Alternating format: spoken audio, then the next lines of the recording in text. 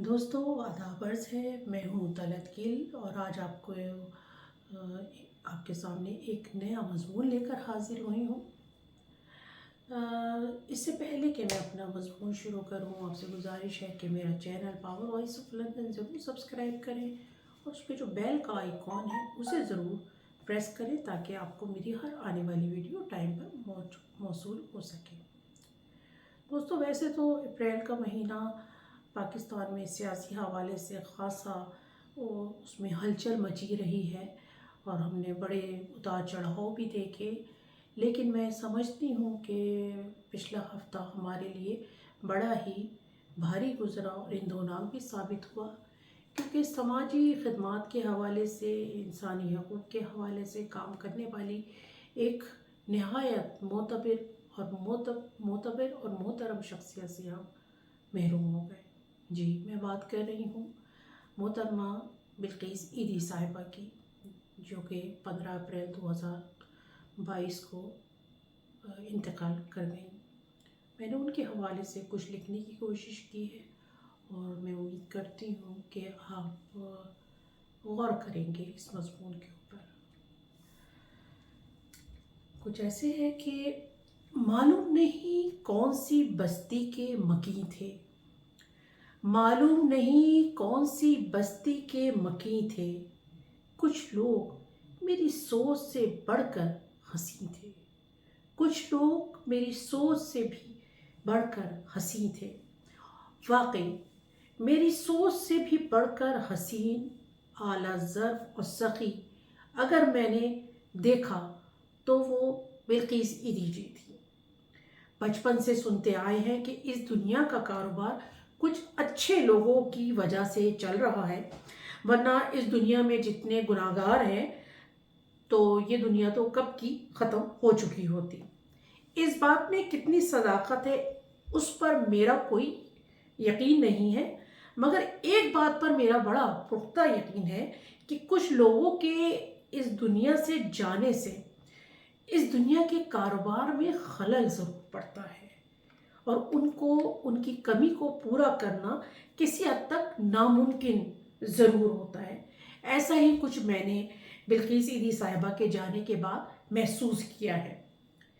عیدی صاحب کے جانے سے جو خلا پیدا ہوا تھا وہ تو آج تک پر نہیں ہو سکا تھا، مگر اب یہ خلا مزید بڑھ گیا ہے۔ بلقیس جی اب ہم میں نہیں ہے اور کم از کم ان سے وابستہ لوگ بشمول میرے ان کی خدمات کو تاعمر یاد رکھیں گے۔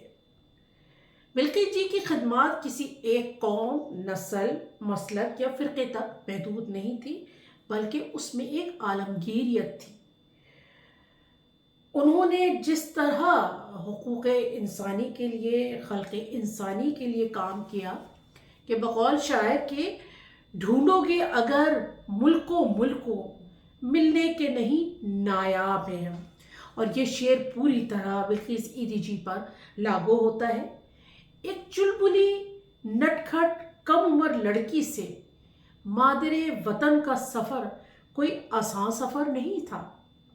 اپنے سگے بچوں سے زیادہ لاوارث اور یتیم بچوں کی پرورش اور تربیت کرنا، ان کا ہر طرح سے خیال رکھنا کوئی آسان کام نہیں تھا۔ عیدی صاحب جی جیسے بے لوث اور انسانیت دوست ہم سفر کی طویل سنگت میں انہوں نے کبھی اپنی خواہشات اور اپنی ضروریات کو آڑے نہیں آنے دیا۔ اندرون کراچی میٹھا در کی تنگ اور بوسیدہ گلیوں میں بنے عیدی سینٹر ان کے لیے جنت بنا رہا۔ جنگوں سے لے کر سیلاب، قدرتی آفات، بم دھماکوں اور حادثات تک ہر جگہ وہ عیدی صاحب کے شانہ بشانہ کھڑی رہی۔ ان کی ذاتی زندگی ان کی شخصیت کی طرح بہت ہی سادہ اور سیدھی تھی۔ مجھے یاد ہے کہ ایک رپورٹ کے سلسلے میں مجھے نارتھ کراچی میں واقع اپنا گھر میں جانے کا اتفاق ہوا۔ جو اپنا گھر کے بارے میں میرے دوست نہیں جانتے ہیں، میں ان کو بتا دوں کہ یہ لاوارث لوگوں کے رہنے کی ایک جگہ ہے جس میں عورتوں اور مردوں کو رکھا جاتا ہے تو یقین کریں کہ میں جب اس جگہ پہ گئی ہوں میں نہایت دل گرفتہ ہو کر واپس آئی، مگر میرے دل میں ایک امید کی کرن تھی کہ جب تک عیدی صاحب اور بلقیس عیدی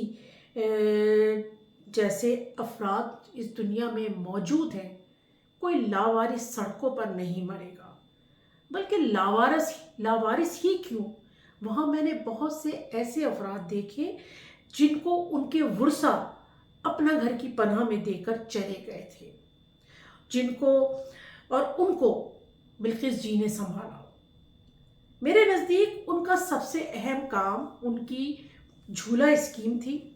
بقول بلقیس جی کے کہ ہم بہت سے نوزائیدہ بچوں کی لاشیں گٹروں اور کچروں کے ڈھیروں سے اٹھاتے تھے اور ہمارا دل بہت اداس ہوتا تھا کیونکہ جو ان کی حالت ہوتی تھی۔ پھر ایک دن عیدی صاحب اور بلقیس عیدی جی نے مل کر یہ اسکیم نکالی کہ اپنے بچوں کو قتل نہ کریں اور ان بچوں کو عیدی سینٹر کے باہر رکھے ہوئے جھولے میں ڈال دیں، آپ سے کوئی سوال نہیں کیا جائے گا اور ہم ان بچوں کو اپنے پاس رکھیں گے اور ان کی تربیت کریں گے۔ اور انہوں نے جو کہا اور اس کو انہوں نے پورا کیا، اور اب تک انہوں نے کوئی کم و بیش 50,000 لاوارث بچوں کو نئی زندگی دی۔ گو کہ اس عمل کی وجہ سے مخصوص مذہبی حلقوں کی طرف سے ان پر بہت سے الزامات بھی لگے اور ان کو کافر تک قرار دیا گیا، مگر انہوں نے اپنی خدمت خلق اور انسانیت کے جذبے کے ناطے کسی کے اثر کو قبول نہیں کیا۔ اسی خدمت کے صلے میں بلقیس جی کو مادر وطن کا نام بھی دیا گیا اور وہ سارے بچوں کی ممی تھی۔ میں یہاں اپنی نوجوانی کا ایک تجربہ ضرور شیئر کروں گی کہ میرے والد کا بزنس جو تھا وہ بلوچستان میں تھا، اور وہ جب بھی وہ کراچی واپس آتے تو ہر بار نہ تو ان کے پاس کپڑے ہوتے تھے اور نہ ان کا بستر، ایون وہ اپنے جو گلاسز ہوتے وہ بھی نہیں ان کے پاس ہوتے تھے جس سے وہ پڑھا کرتے تھے۔ تو جب وہ آتے تو میری والدہ کہتی کہ زیادہ عیدی بننے کی ضرورت نہیں تھی کہ سب کچھ وہاں کے لوگوں کو بانٹ کے آئے ہو۔ اس وقت میرے اندر اس بات کی نہ تو اتنی عقل تھی اور نہ سمجھ تھی، پر اب میں یہ کہتی ہوں کہ نہ صرف ہمارے ملک کو بلکہ پوری دنیا کو عیدی بننے کی ضرورت ہے۔ سرمایہ دار ملکوں کی معاشرتی تقسیم کی وجہ سے بڑھنے والی غربت اور معاشی عدم تقسیم نے ہم سے سوال کرتی ہے کہ کہاں ہے بلقیس عیدی اور عیدی صاحب جیسے لوگ، ہمیں ان کی ضرورت ہے۔ مگر مجھے نہایت افسوس سے کہنا پڑتا ہے کہ بلقیس عیدی جیسی شخصیت کو ان کا وہ مقام اور رتبہ نہیں دیا گیا جس کی وہ حقدار تھی۔ گو کہ حکومت پاکستان نے انہیں ہلال امتیاز سے ضرور نوازا تھا، مگر بین الاقوامی سطح پر ان کی صلاحیتوں اور خدمات کا اعتراف نہیں کیا گیا، اور یہ وہ مغرب کا دوغلا چہرہ ہے جو ہم اکثر معاملات میں دیکھتے ہیں۔ تو مطلب یہ کہ وہ جس کی وہ حقدار تھی ان کو کبھی اس کا صلہ نہیں دیا گیا، خاص کر بین الاقوامی سطح پہ جیسے میں نے کہا کہ دیکھتے ہیں کہ زندگی کے کسی شعبے میں اگر اعلیٰ کارکردگی کی بنیاد پر نوبل پرائز اور دوسرے اعزازات اور انعامات کی بھرمار کر دی جاتی ہے اور میڈیا پر ان کو ہیرو بنا کر پیش کیا جاتا ہے، مگر یہ ایک نہایت افسوسناک بات ہے کہ بلقیس عیدی اور خود عیدی صاحب کو بھی نہ تو ان کی خدمات کا صلہ دیا گیا نہ پذیرائی کی گئی، بلکہ ایک موقع ایسا آیا کہ ان کو اپنی جان بچا کر لندن واپس آنا پڑا۔ میں سمجھتی ہوں کہ اور کچھ نہیں تو حکومت پاکستان ان کے نام سے کسی ایوارڈ کا اجرا کر سکتی تھی، مگر ہم نے ہمیشہ اپنے ہیروز کے ساتھ ایسا ہی کیا ہے۔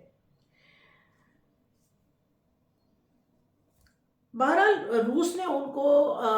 لینن کا جو امن ایوارڈ ہوتا ہے اس انعام کے ذریعے ان کی خدمات کا اعتراف ضرور کیا تھا۔ بہرحال عیدی صاحب کے جانے سے جو خلا پیدا ہوا تھا، اور پھر اس کے بعد جو بلقیس عیدی کے انتقال کے بعد یہ خلا مزید بڑھ گیا ہے، جسے پورا ہونے میں نہ جانے کتنا وقت لگے گا۔ سوچئے، اس پہ بہت سوچئے۔ بہت شکریہ۔